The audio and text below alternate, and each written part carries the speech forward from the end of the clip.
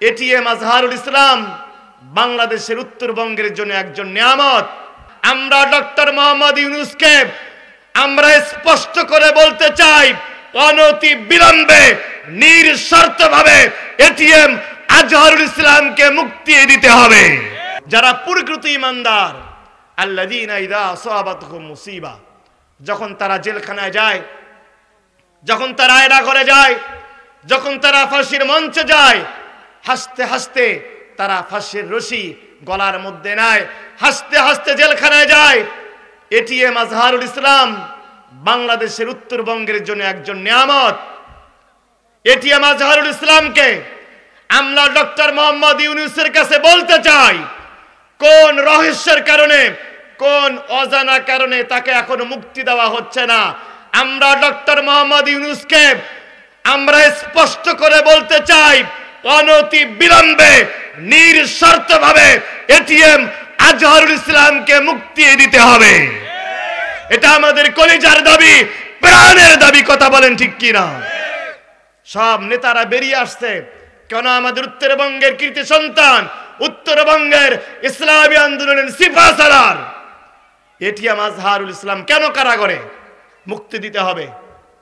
আমরা অসংখ্য আলেমকে দেখেছি, আমাদের কোরআনের পাখি আল্লামা দিলওয়ার হোসেন সাইদি, আহারে মৃত্যুর আগের দিন কি জান্নাতি হাসিনা তিনি দিলেন। সুবহানাল্লাহ বলবেন না?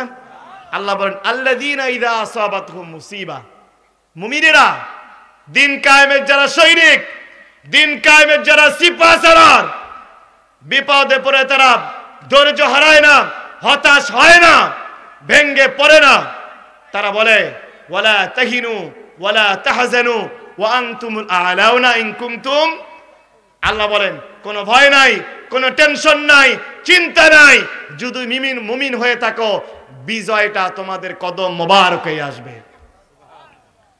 মৃত্যুর একদিন আগেই বিশ্বনন্দিত মুফাসসির, বিশ্বনন্দিত কোরআনের পাখি মুস্কি হাসি দিয়ে বুঝাইলেন, মুমিনেরা জেলখানায় গেলে তারা ভেঙ্গে পড়ে না, তারা ফাঁসির রশি গলায় আসলে তারা ভেঙ্গে পড়ে না। তারা বলে, ইন্না লিল্লাহি ওয়া ইন্না ইলাইহি রাজিউন, এসেছি যেই মালিকের কাছ থেকে আবার ফিরে যাব তার কাছে। আল্লামা দিলওয়ার হোসেন সাইদি রাহিমাহুল্লাহ, আমার সাদুল্লাহপুরে একটা মাহফিল ছিল। প্রথমে তাকে, আপনারা সবাই জানেন, তাকে মৃত্যুদণ্ডের রায় দেওয়া হয়েছে।